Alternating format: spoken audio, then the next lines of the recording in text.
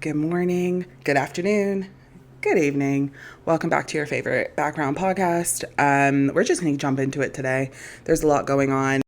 I do want to quickly say this episode is super long. It was a choice. I just wanted to see if I could do a longer form content. And I won't lie, it's hard. It's really, really hard when you're a one person team doing the research, doing the editing, just making sure everything makes sense. It's difficult. So I do apologize.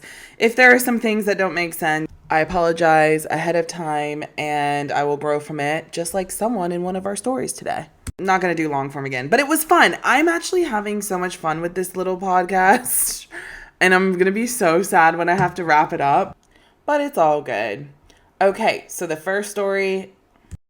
You heard it here first, folks. The recession's here. I don't care what anybody says. The recession's here. Trader Joe's milk is up. Salami is up. I know. Bread is up. Eggs, I will say. Eggs at my local Trader Joe's stayed the same. But the recession's here. And you want to know why I know that for a fact and why you should listen to me here? Because AI has taken over Taco Bell. I don't know if you heard, but Taco Bell now has AI managing their drive-thrus. I haven't been to Taco Bell in probably honestly since high school. And it was humans when I was there. Humans running the joint. Not anymore. No, AI is now running the drive-thru. So if you go to Taco Bell, maybe not all yet, but I think they're slowly starting to roll it out. Well, it didn't do so well. And let me tell you why. Somebody was in the drive-thru and they thought, let me troll this shit. They probably, it's probably a hard worker, blue collar worker. You're just coming off work and you want to get a Supreme Taco Supreme and you're greeted with AI. I want to see a smiley face when I'm pulling up. I don't want to talk to a robot. Anywho, must have pissed off that person because that person decided to buy 18,000 waters. And guess what? The AI couldn't handle it. They couldn't do anything about it. They had to produce it. It was all a mess. But if it was a human, they would be like, you can't get 18,000 waters. Are you okay? That's not okay. Who are you giving 18,000 waters to? They would void it, right? They would say, nope, you're not doing that. I'll give you one. Not the AI. The AI probably like, sure, give me a minute. And I bet the people behind them were waiting like, what's going on? What are they ordering? Don't you hate when you're in line and the person in front of you is like, oh, and I want this and I want that. And they start adding more to their cart and you're like, girl, you should have done this like ages ago before we all got in line here. Now you're wasting everyone's time. I got to get home. Minnie's waiting for me, pissed. Because I even left in the first place. Do you know what I'm saying? We all have responsibilities. Some of y'all might be like, listen, I gotta go to work. I gotta go to work. I gotta go pick up my kid from daycare. I don't have time for Karen to add multiple stuff to the cart. Well, they sure did in the Taco Bell line. They did it in the Taco Bell line. Listen, this AI thing's getting out of control. They need to do something about it because I'm gonna start looking for a job soon, but AI's about to take my job. What are we gonna do? What is everyone doing? Let me know. Okay, so the next story, I just want to quickly highlight that this is a great example of something I'm personally for, but I need to know the details of. And I think it's very important to follow the money regardless, period. So, Netflix's co-founder, Reed Hastings, has donated $2 million to Gavin Newsom's remapping electoral initiative. So yes, big Democratic mega donor Reed Hastings is getting involved. Even though I believe in it and I believe in remapping and meeting fire with Texas, I am side-eyeing that a billionaire is donating money to the campaign because I automatically have questions of like what's in it for him. He does, to be fair, have a history of voting and donating to Gavin Newsom's campaign. Like back in 2021, he wanted to help Gavin Newsom fight like election fraud and stuff like that. Just want to put that out there. Also, Netflix is sort of on one because there's rumors right now happening that Stephen Colbert may have his own show, given all that drama with CBS. So that'll be interesting. We are watching Netflix. And to wrap up my little short stories, a random one for you. Have you ever heard of an adult pacifier? I've heard of the diapers. Adult diapers, yes, do what you need to do. No judgment. So the South China Morning Post and Yahoo and MSN reported that in China, stressed out adults are turning to pacifiers as it's cheaper to deal with than therapy. Adults in China are spending upwards of $70 for adult pacifiers, and they even claim that it helps not only relieve stress and anxiety, but it helps quit smoking and with sleep apnea. Interesting. Some Chinese realtors are saying that they sell about $2,000 a month, and the prices do range from $140 to $70, so you can get a cheaper version if you need. But yep, it's mostly used for personal comfort, falling asleep, and it's a lot cheaper than therapy. I'm not gonna lie, I really had to Google this when I saw on Instagram. When I did see a couple articles, I was like, oh, okay. Listen, no judgment here. Do what you gotta do. It's tough out there, okay? Even if an adult pacifier is gonna do what it needs to do for you, then so be it. This actually got a lot of backlash. People thought it was weird. I'm coming more of the standpoint of like, this is really sad that adults have to turn to a pacifier in order to de-stress. Like, it's clear the working conditions are just not okay. But at the end of the day, who are we to judge? Do what you need to do, pay your taxes, be a good person, don't be bigoted, just, I don't know, clean your pacifier. Okay, now diving into more longer form deep dives.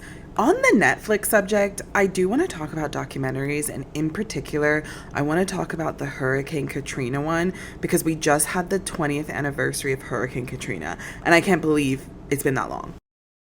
So, the documentary is called Katrina, Come Hell and High Water, and it's directed by the legendary Spike Lee. Icon. It premiered August 27th, so go run right now as I'm talking, turn it on, or set a reminder for you later. This documentary for me pulled at the heartstrings, every single emotion. It was incredibly challenging to watch, and I realized I did not know half of this stuff. And of course, when the anniversary comes along, you hear a little bit about it, but it's so devastating, and this documentary is a 3-part series and it does an amazing deep dive. We still have a lot of work to do. So the 3-part Hurricane Katrina documentary really gives us as viewers an intimate look into what Hurricane Katrina was like for victims of the hurricane, for the residents of New Orleans and Louisiana in general. And if you're not good with tough subjects, I still think you should watch this because I think it's honestly a great educational resource to really hear from the victims themselves how they were treated, how it was handled, and where everything just went completely wrong, and why they still don't have justice or answers today. So I think it's important to know off the jump that the people of New Orleans, the people on the ground, the people in the Ninth Ward, the people just in general, a lot of them were already skeptical of the hurricane. They were already pretty just skeptical of the hurricane because of what happened with Hurricane Ivan. I don't know if you remember Hurricane Ivan, but I believe it was a few years before. Hurricane Ivan was going to hit New Orleans, and it was going to be it was going to be like Hurricane Katrina basically. But within the last 2 minutes of it about to hit shore, the hurricane just rerouted and went completely different direction. And so everybody in the state of New Orleans, or in the state of Louisiana, or especially in New Orleans, thought it was like a miracle. So when they heard about Hurricane Katrina coming, they weren't as nervous. They were more skeptical. They were like, it's probably not going to be that bad. Oh, we're not going to get hit. So you have to remember that mindset while you're watching the documentary and understanding the decisions that they made. But because Hurricane Ivan missed New Orleans by a minute, everybody thought that they were safe.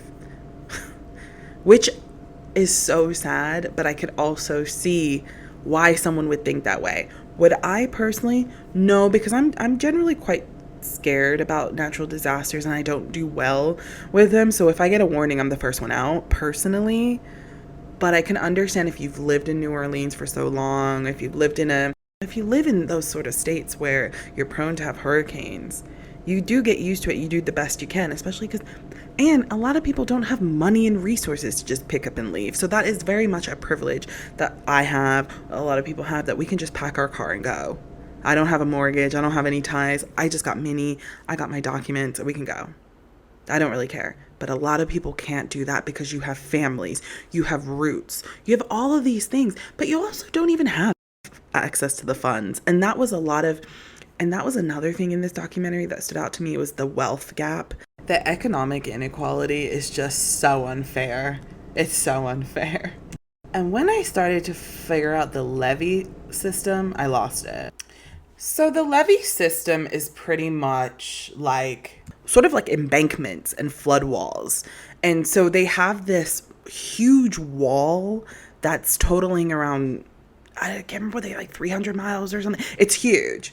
And the idea of these walls, it's designed to protect the city from flooding from the Mississippi River, because it's all right there. The problem with that system is it was made for the early 1900s, and it just never it wasn't updated to today's capacity as it could, right? It wasn't updated. And so because of that, about 80% of the city was submerged in water because the levee system failed. Of course it did. There were so many failures. There were a lot of engineering flaws, and nobody gave a shit. So the levee system breaking, the embankment wall coming down, was described by the New Orleans lieutenant government as a nuclear bomb disaster. That's how bad it was, for context. Chiming in here, I meant governor, but it won't let me edit that part, so yeah. But not only that, it broke in the 9th Ward. So the 9th Ward in New Orleans is a historically black neighborhood. It was underwater. The whole neighborhood went underwater. People lost their homes. People lost their lives. The government failed the people of New Orleans. The government failed the lower 9th Ward. The fact that helicopters, ambulances, rescue helicopters, whoever, who is in the air, the boats, whatever, they were all avoiding the black and brown folks in the 9th Ward. Everybody should go on trial. The fact that their own community members had to save themselves is so unfair and unjust. Another big disaster was the whole Superdome debacle. 20,000 New Orleanians lined up to seek shelter at the Superdome Stadium before the storm, right? The documentary described the Superdome as sort of the last resort for citizens. I don't think they intended to have people go to the Superdome during the hurricane. It was mostly for people that just couldn't evacuate within time. But the lines were stretching 2 miles long. It was unorganized. And to sum up someone's experience of the Superdome, they literally referred it to being stacked up in slave ships.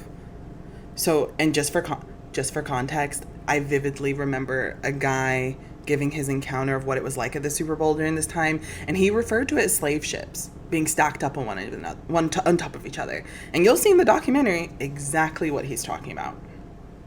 It's just all around devastating. I think it's important to talk about how Bush was received.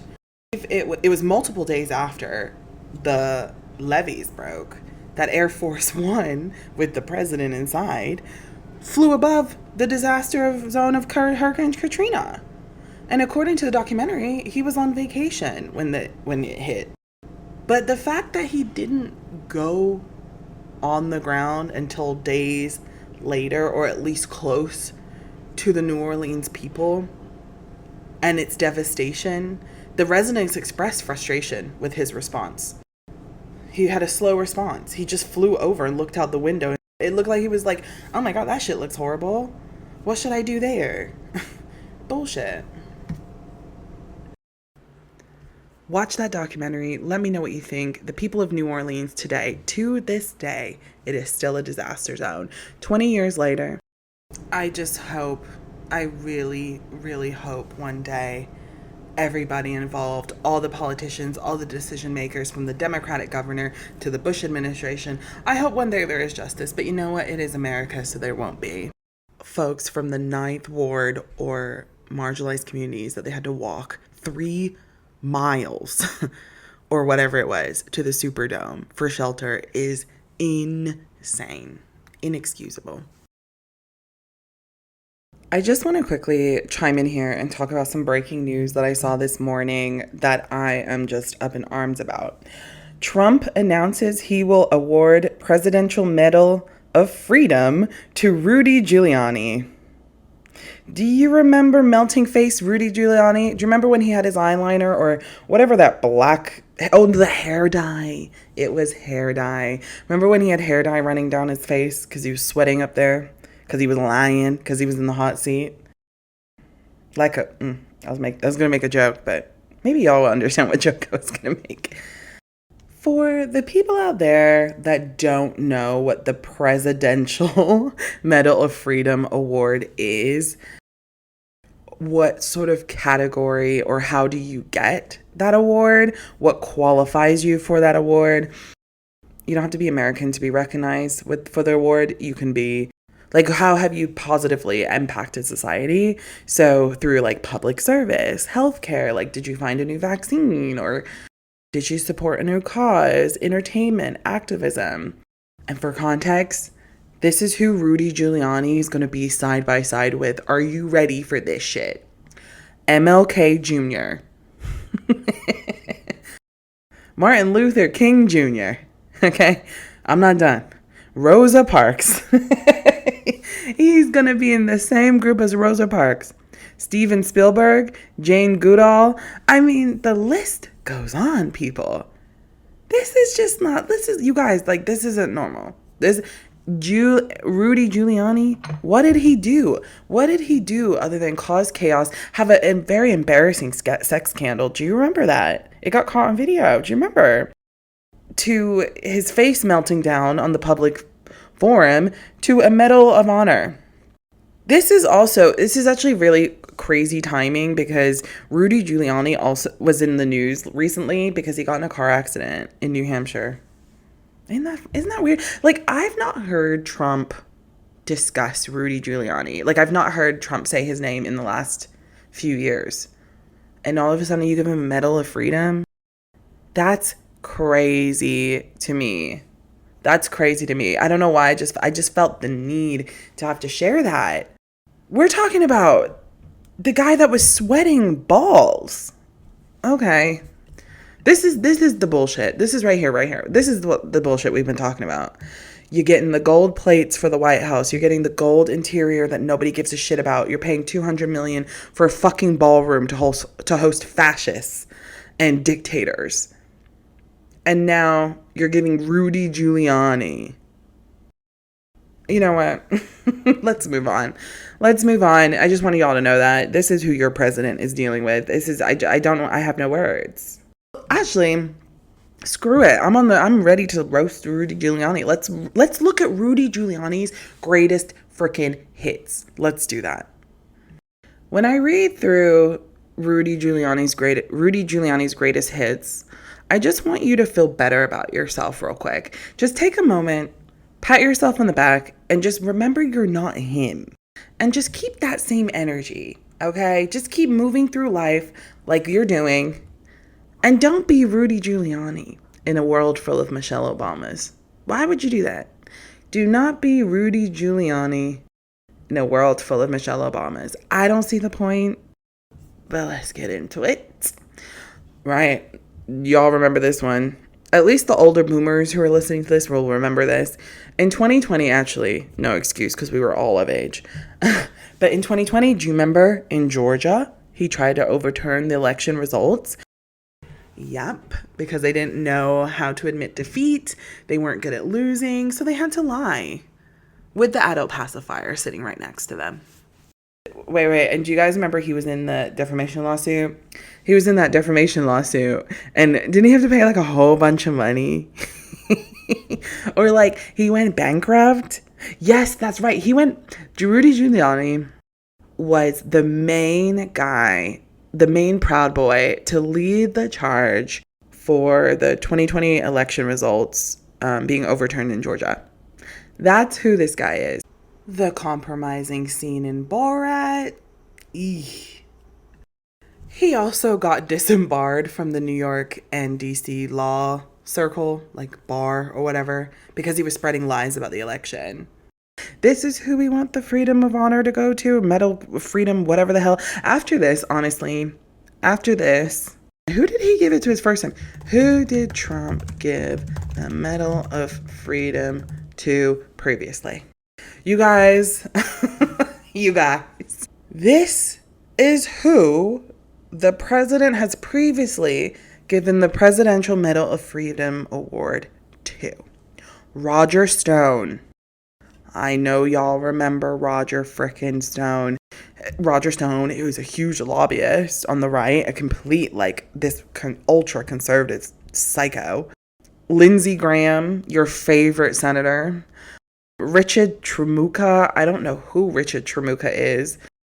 Why don't y'all just do me a favor and just look up Richard Trumka and y'all let me know what you think. That's all I'm going to say there. And then Paul Ryan, our famous Paul Ryan. Remember when everyone was swooning over Paul Ryan? Because he was like that young, hotshot conservative with the backwards baseball hat. He was like 6'5". I can't remember if he had blue eyes, but let's just go with it. He definitely had brunette hair. But he was very much this good-looking conservative guy that the right loved. Whatever happened to him? Y'all were loving him and then crickets. Because he was the Speaker of the House. He was the Speaker of the House for the Republicans, and he was because he was a part of the House of Representatives. I don't know where he served. Wisconsin. I wonder what Paul Ryan thinks of Trump now. All I had to do, Paul Ryan, Trump, Google, say he won't vote for Trump. I'm going to write in a candidate. So there you go, Trump. You gave the Medal of Freedom Award or whatever. I hate saying that word. I can't say it. Let's just call him the Freedom Award. You gave the Freedom Award to Paul Ryan, and he's going to write in Republican. Okay. Actually, that might be the smartest thing Paul Ryan's ever done. I don't know much about Paul Ryan. Do we like him? We don't. I off the bat already don't, just because he voted Republican, no shade. I wouldn't even vote. I'm not happy with Hakeem Jeffries. Don't get me started at Apex Shakur, because I can't. So I don't really. What a hot ass mess. We just know about Rudy Giuliani. We'll keep the pulse, and I can't believe I turned that into a whole segment. I love this organic stuff. Love it. Okay. There's a story I want to touch on that has no relevance to today. I didn't see anything in the news. I didn't see anything. This person hasn't really said much. I just got triggered by a post on socials, on Threads actually, about Hilaria Baldwin that made me be like, oh my God, my favorite Spanish princess. So when you think of the name Hilaria or Hilaria, or the way it's spelled, if you see it written out, you would think, yeah, she's Spanish. No, she's actually not from Spain, like she's previously claimed. She's from Boston, Massachusetts, and her name on her birth certificate allegedly says Hilary. Remember Rachel Dolezal? Yep, our homegirl who claimed to be Black made it to the top of the NAACP, and then we found out that she's actually white. Well, they're calling Hilaria the Spanish Rachel Dolezal. Hilaria Baldwin. The thing is, at least Rachel Dolezal was fighting for a cause. Hilaria Baldwin is doing absolutely nothing. So let's get into it. Who is Hilaria Baldwin? You may recognize the name. She is married to actor Alec Baldwin. Don't know how they met, but they have a beautiful family together. They have the whole thing. So the downfall of figuring out that Hilaria Baldwin is not from Spain is because in 2020, a Twitter thread went crazy when everyone started comparing her accent and a few sort of weird facts that don't add up about her heritage. So Hilaria was thrusted into spotlight. Within this Twitter thread, not only were they highlighting her different accents and yada yada, there was finally a big conclusion that Hilaria Baldwin was misleading the public to believe she was from Spain. What a weird thing to do. So, who's Hilaria Baldwin? Let's deep dive. Her birth name is Hilary Thomas. I can't wait, just off the bat, can't wait to figure out how we got from Hilary to Hilaria. So she was born Hilary Thomas. And just so you don't think I'm taking crazy pills, I'm going to do something revolutionary here on the A-Files podcast. I'm going to try to play a clip and hope that the sound picks it up, because I need you to hear from Alec Baldwin himself describing his wife, Hilary. You save your best for your wife, and she knows that. So, for example, my wife's on the phone with her hairdresser or her friend. She's like, really? Okay, I can't wait to see you. That's going to be great. Fantastic. What time? 12 o'clock? My wife is from Spain. Mm-hmm. And she said, blah, blah, blah. And your wife's from Boston. Yeah, I don't know who you thought was from Spain. She's from Boston. And actually, our girl confirms. And she stands down on her heritage. She told the New York Times in December 2020, when obviously she got called out, "The things I have shared about myself are very clear. I was born in Boston. I spent time in Boston and in Spain. My family now lives in Spain. I moved to New York when I was 19 years old, and I have lived here ever since. For me, I feel like I have spent 10 years sharing that story over and over again, and now it seems like it's not enough." No, but I'm confused. So how long were you in Spain for? 10 years? And all of a sudden you're Hilaria with a Spanish accent? 10 years? And then you moved back to the US? Huh? And let me clarify. This is where people like Hilaria Baldwin and Rachel Dolezal get away with pretending to be a person of color. She goes, "Home is where my parents are going to be," she said. "If my parents move to China, I am going to go to China and say I'm going home." You see what she did there? You see how you can twist the narrative even if it's not the smartest thing you've ever heard? So she can then say, home is where the heart is, right? My parents live in China, therefore I'm Chinese. That's not how it works, hun. The thing that cringes me out about her, she really, till this day, even though she spent 10 years in Spain and that's her home, she's Spanish and her name's Hilaria, she goes around speaking with a Spanish accent, and there's videos with her of her saying, "Oh, how do you say that in English?" Girl, what? For context, Hilaria is a 41-year-old currently. She moved to New York. I'm sorry, let me correct that. She moved back to the US at 19 years old. She was gone apparently for 10 years, right? So she moved at 9, moved back at 19. I assume she may have traveled in between Spain and the US during that time as well. But she's 41 years old with a Spanish accent talking about, can you repeat that? The cringing just continues. She was even voted top 15 best dressed Latina stars of the week, and she retweeted it. I don't understand. You're going along with the narrative. You're inappropriately maximizing off a culture that's not yours. And in September 2013, in an interview with mom.com, she was asked how she would incorporate her Latin culture into her newborn daughter's life. She goes, "I want her to be bilingual. My parents are here visiting from Spain, so we speak to her in Spanish. They brought her a bunch of books, Are You My Mother in Spanish, and we want to read it to her." The thing is I understand you live there, and so you can resonate with the culture there, but you're not from there. The thing is, Hilaria, you lied, Hilary. You lied, and so you took opportunities from other POC women, from actual Spanish women. You culture vulture. Why? What makes you think that this is okay? This is textbook culture appropriation. Her family's not even from Spain. I think they just visited. What? Girl, you might be a citizen of Spain now, just like I'm a citizen of the United States and a citizen of the UK. It's the strangest thing. I don't claim to be born. I wasn't born and raised in America, but I'm an American citizen and been here since I was 8 to 10 elementary. But I still feel like her experience is just different than mine.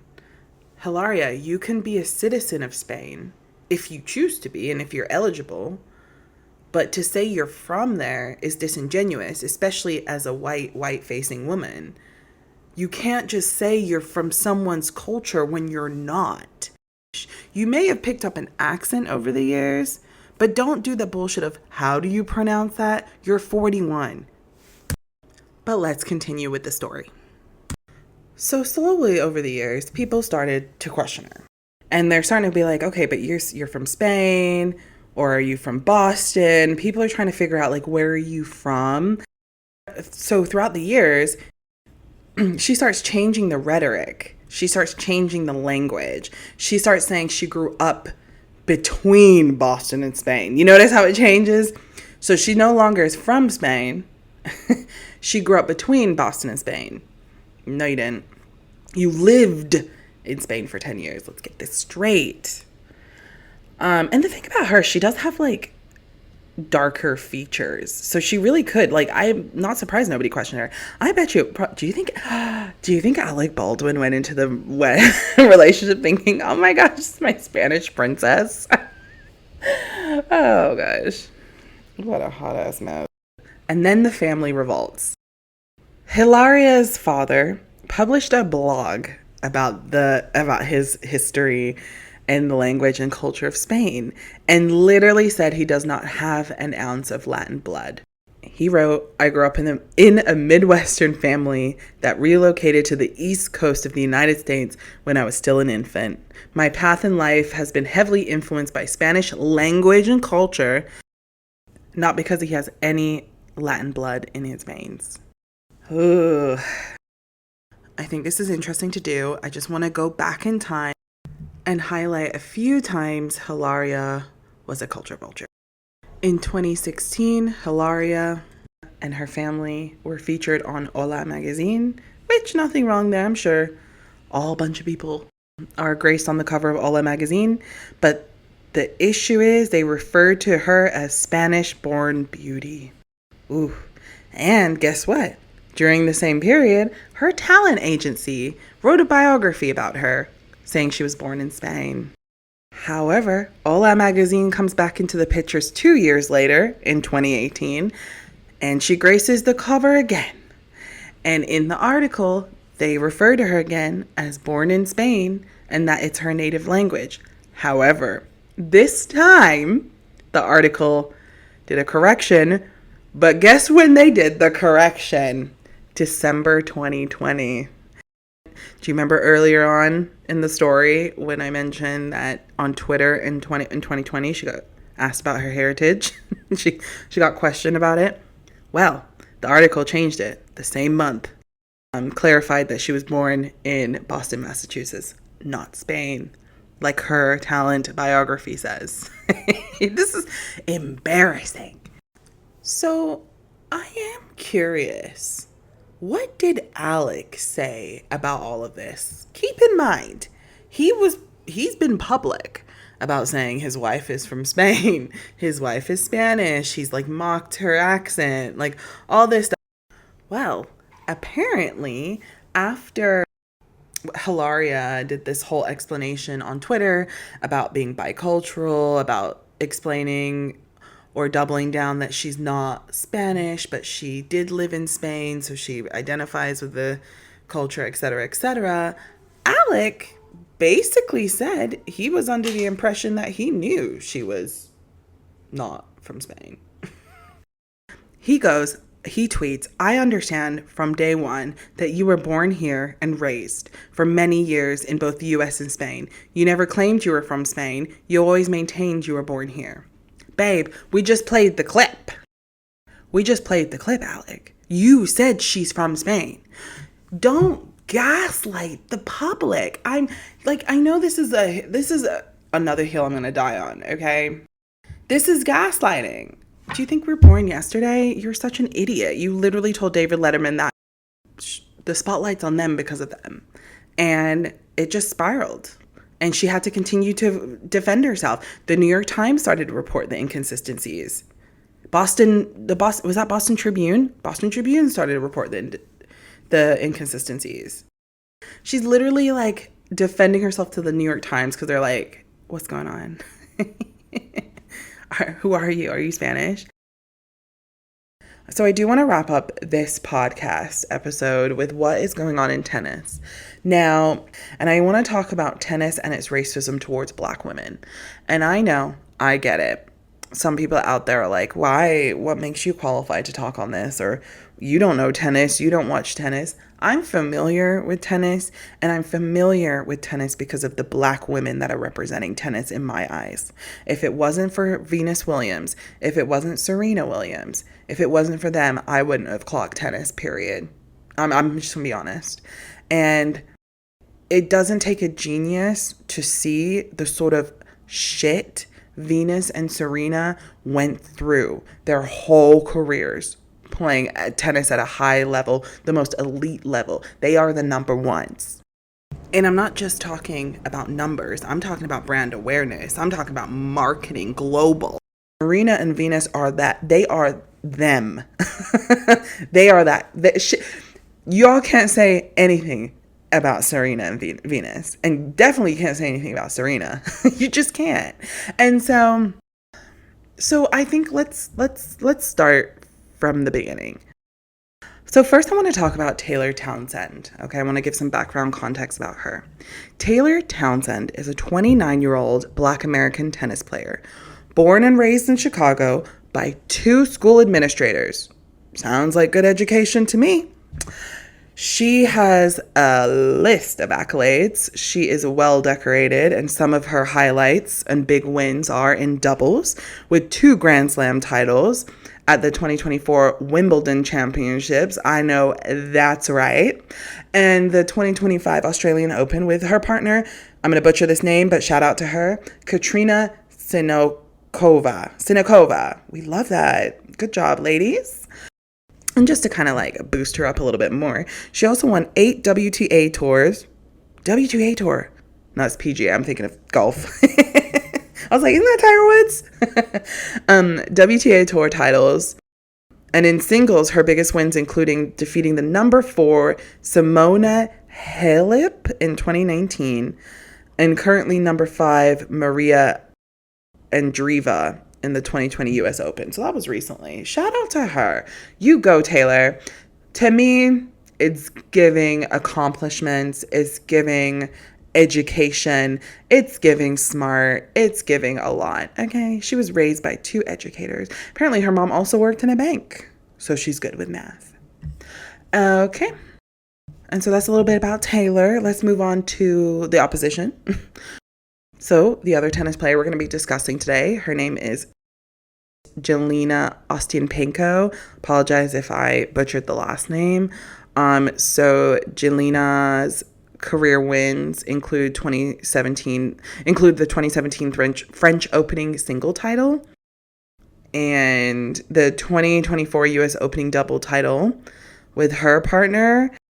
And some other notable wins are her 2022 Dubai title and her 2023 Birmingham title. Okay, so that's Jelena. What happened? What's got the media and what's got all of us up in arms? Taylor and Jelena were playing against each other at the US Opening in New York. And I believe after Taylor won the rounds, they had a slight altercation. About what? You're probably wondering. Wow. Jelena wasn't happy that Taylor didn't apologize for a net cord during their match.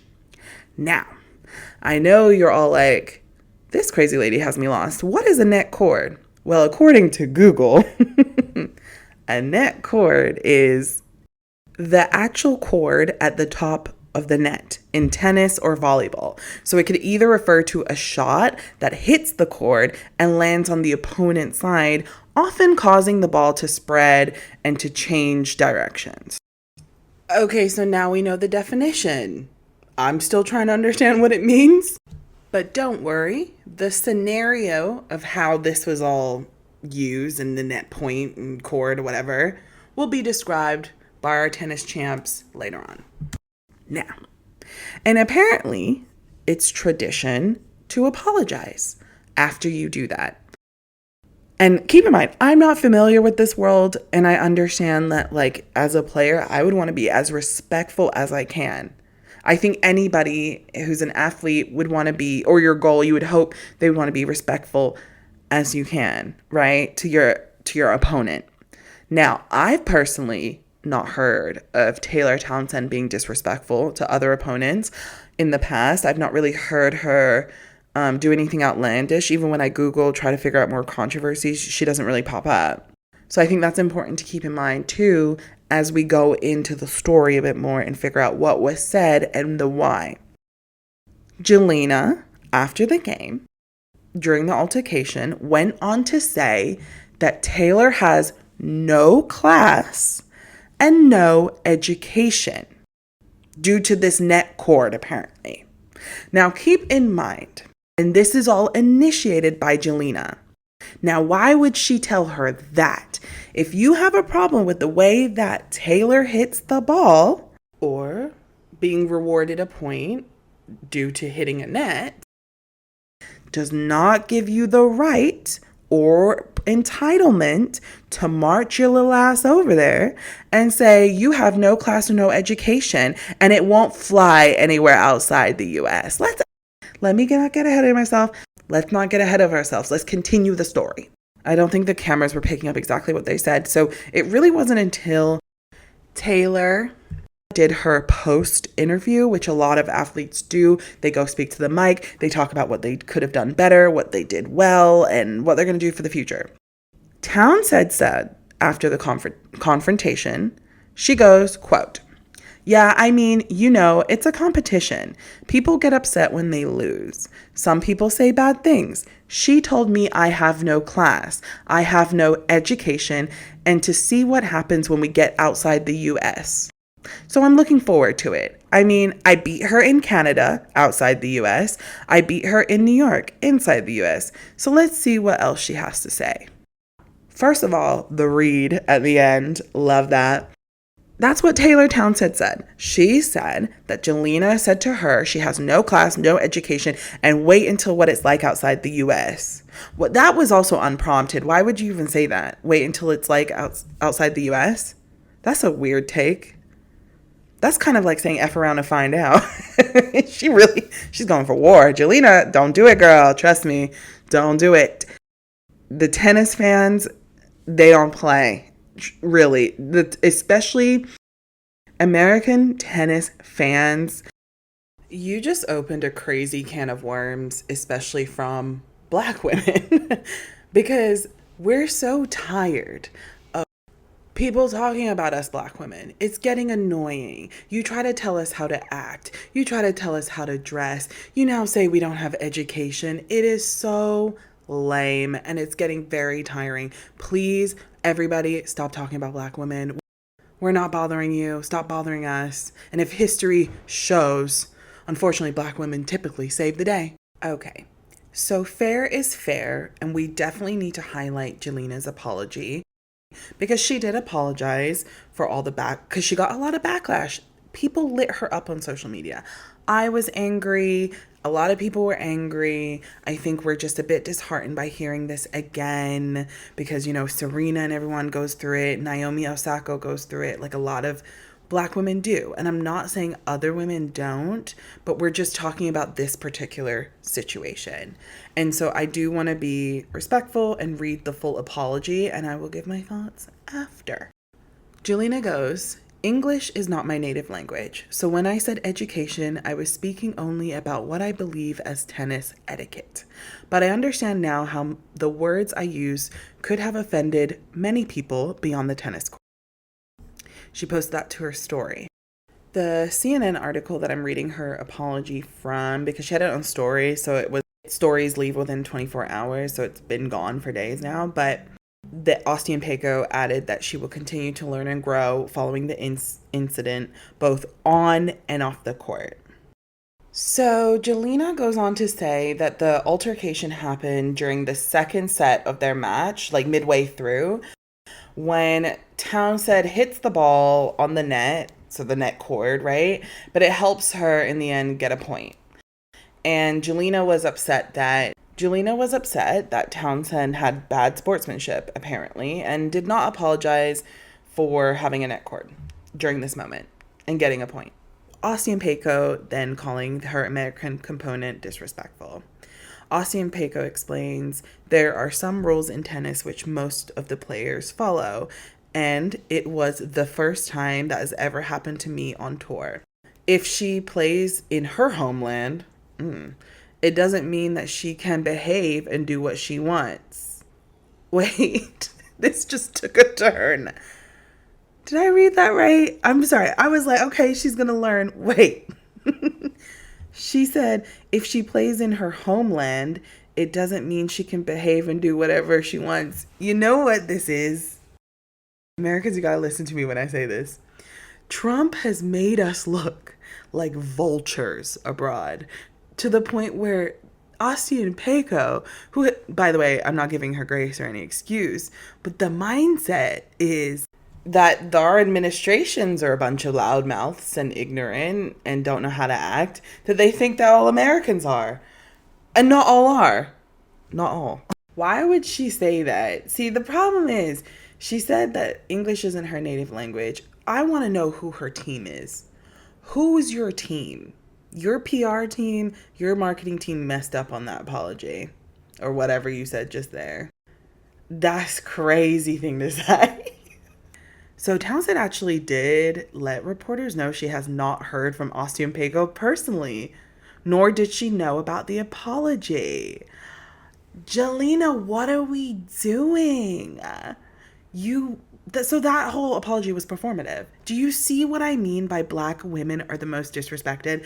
Because Ostienpeko had an amazing opportunity to really say what you're going to do, right? Stand on business, learn and grow. The fact that you didn't even reach out to Townsend Taylor personally, and she didn't even know about the apology, and then you put it on a story for 24 hours, disrespectful. Is performative. I don't accept the apology. Townsend goes, I had a job to do today. I got it done in the doubles. Like I said, this is a part of it, right? Being able to disconnect from whatever is happening on the outside because I have a goal while I'm here. I said it last night. Just keep the main thing, which is I'm here to continue to grow and grow as a player. Yes, girl. And play my best tennis and put on display. Anything that gets in the way of that has got to go. Love her. I love this. So I haven't seen anything. I didn't know. I don't know what she said, but I'm still here and I'm glad she has had time to be able to do that. Shady. Listen, Taylor, I love your PR team. I just also want to highlight Naomi Osaka, also a really disrespected player who has also been shamed for her body like the Williams sisters. Remember that? Remember because they were muscular women, they used to call them men? That's what they did with Sierra, the singer, too, right? Because she could dance. She was a guy. Do you guys remember that? They used to body shame Serena so much because also she was curvy. But anyways, back on subject. Naomi Osaka, it looks like she came out with a statement, and I want to read hers. I heard about it. I didn't read it word for word, but from past interviews I've watched of Naomi, she just comes around just so elegant and so intelligent and has touched on these subjects in the past. So let's see what Naomi has to say. So Naomi, about the incident, says, it's been on TV like every 15 minutes. I think obviously it's the worst thing you can say to a black tennis player in a majority white sport. And granted, I know Taylor and I know how hard she's worked and I know how smart she is. So she's the furthest thing from uneducated or anything like that. But if you are like generally asking me about the history of Ostienpeko, I don't think it's the craziest thing she said. I'm going to be honest. Hold on. I think it's ill timing and the worst person you could have said it to. And I don't know if she knows the history of it in America. She doesn't. But I know she's never going to say that ever again in her life. But yeah, I mean, it's just terrible. Like, it's just really bad. Hold on. Who is this Ostienpeko girl? I was giving her too much grace. I'm so embarrassed. Oh my gosh. Well, I think what Naomi said was absolutely beautiful. Ostienpeko, I'm going to have to do a deep dive into you, girlfriend, because if you have a history, that shit's not going to fly with me. And actually, now that I'm thinking about it, it's all adding up. Doing it on the story for 24 hours, disrespectful. Not apologizing to her personally. Oh, no. I'm sorry. Okay. You know what? Anyways, my advice for you, Jelena, come to LA. I'll show you around. We can go to the NAACP together. We can go see a museum together. Call Serena. Get educated. I don't know. But we'll be watching. And I'll be checking to see if you really are going to learn and grow from this. And that was that for today, or whenever you're watching this, or in two parts, because this one's long. I'm trying this long form thing. I will say the editing kicked my butt, so we're not going to do it this long next time. All right, off to edit. I hope you enjoyed. Bye.